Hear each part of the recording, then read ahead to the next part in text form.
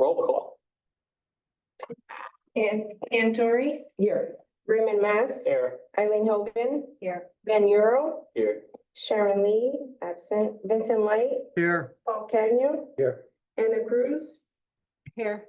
Amanda Califano. Here. Eugene Horowitz. Absent, and Chris Havens absent. Adequate notice of this meeting has been posted at Borough Hall, filed with the Borough Clerk, and mailed to the Asbury Park Press, Two River Times, and the Star Ledger. This meeting is being taped recorded, and in the event the applicant uses the service of a court reporter to transcribe the tapes, the board requires a copy of the transcript. We will break about 8 p.m. for deliberations. The testimony heard thus far in the conference room on the first floor. Public is invited to attend. However, discussion between board members and the public is not permitted at that time. No new case will be heard after 9 p.m. The Red Bank Zoning Board of Adjustment has maintained a policy cutoff hour of 9:30 p.m. for its hearings. Any applicants not heard this evening will be carried over to the next meeting. Pledge of allegiance.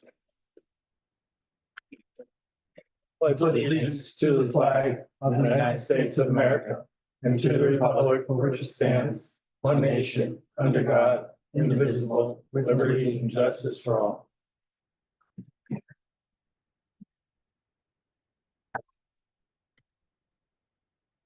Okay, we have a couple of one administrative matter, meeting minutes from regular meeting, May 16th. I'll make a motion to approve. I'll second.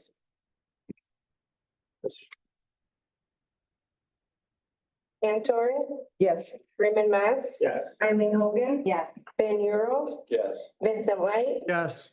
Paul Cagnon. Yes. And Anna Cruz. Yes. Okay, we have a resolution of approval for 2123 Broad Street. Mr. Chairman, if that's acceptable, we can adopt that as modified. The applicant's attorney had some minor clarifications and it was distributed to everyone. So if that's acceptable, we can adopt it as modified. Okay, motion to approve. I'll approve it. I'll second. Tori. Yes. Raymond Mass. Yes. Eileen Hogan. Yes. Ben Euro. Yes. Vincent Light. Yes. Anna Cruz. Yes. And Amanda Califano. Yes. Okay, next up, we have 40 East Bergen Place. Okay, Mr. Chairman, as the applicants come forward, a couple of real quick things. So you recall, Shauna, this is the application where we accepted partial jurisdiction at the last meeting. There's an issue with serving the utility companies. So what we did was we carried the application until tonight with the understanding that the applicants would notify utility companies. So we appreciate they're doing this, just so that we're totally lawful. And so we do have jurisdiction to proceed tonight. And what we'll do is first up, Shauna Ebanks is the Director of Community Development. She's a professional planner, and let's swear her in. Shauna, do you swear that the information and testimony you're about to provide, to the extent you provide any, will be the truth, to the best of your knowledge, to help you God? I do. Thank you.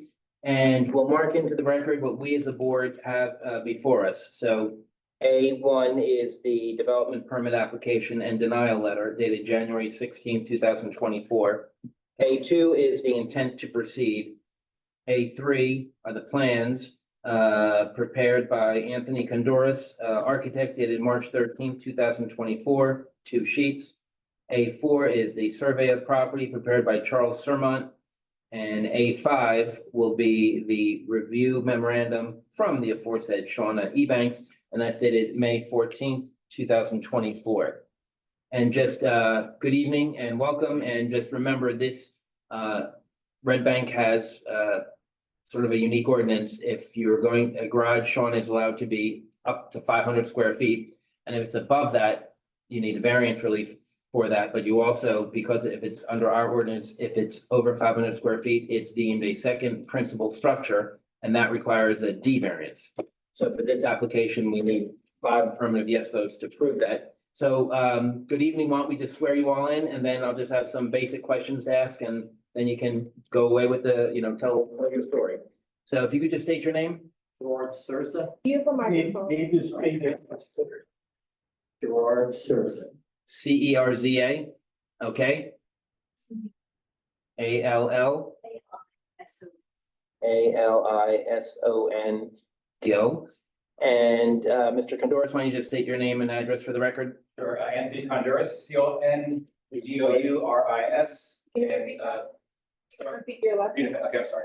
Anthony Conduris, CONDOURIS, 20 Bingham Avenue, Rumson, New Jersey. All right, if you could all raise your right hands. Ladies and gentlemen, do you swear that the information and testimony you're about to provide will be the truth, the best of your knowledge, to help you God? Yes. All right, let the record reflect all witnesses have been sworn. And just for the record, Mr. Condoris, you're testifying in your capacity as a licensed architect, and all your licenses and certifications are current and up to date? Yes, they are. Okay, and I know you've appeared before Red Bank many times before.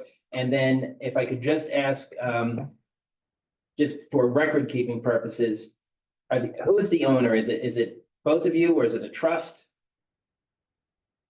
The residency is held in our trust, Okay, Sursa Gill Family Trust. Sursa Gill Family Trust.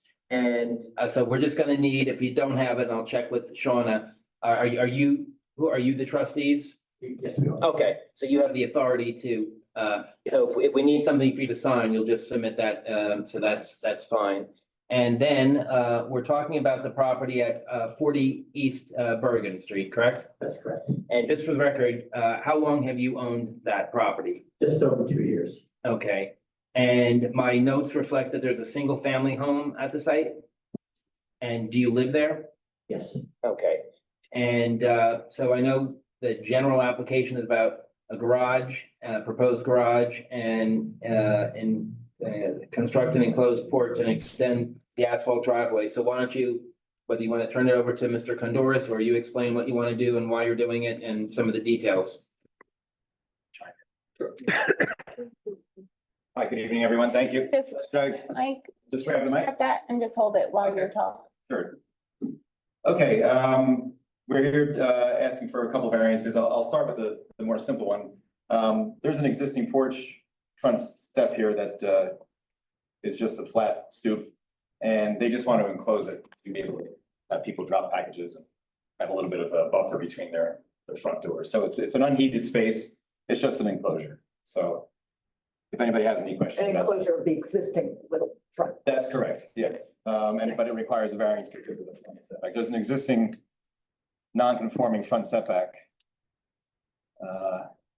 Excuse me, there's not, but this will create this will exacerbate the front setback, so that's what we're asking. And Tony, is it, or Shauna, is it that right now the front, it doesn't count as a front setback, but once you enclose it and put a roof over it, it does count as setback?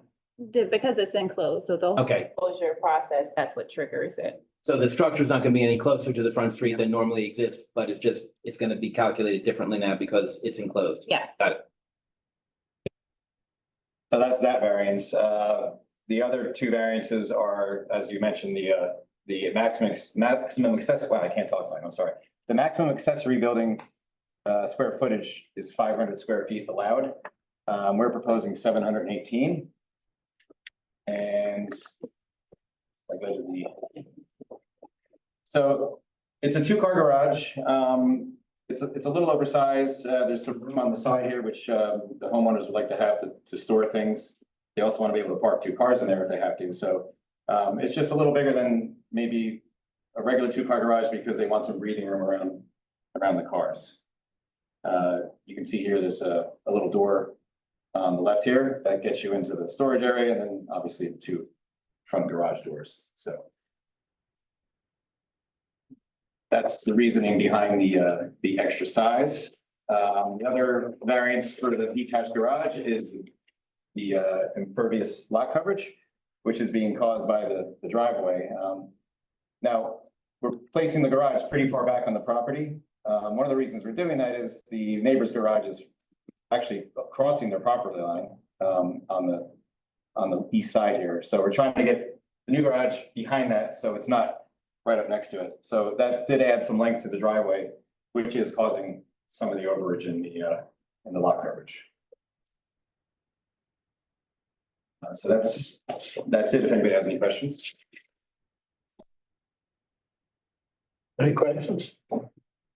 Couple questions. So you're showing the garage as just one large space, Correct. and there's no water in the garage, just electricity? Electricity and Yes. no water. Just electricity. Okay, thank you. Any other questions? from the board? I just have, is there like a loft space?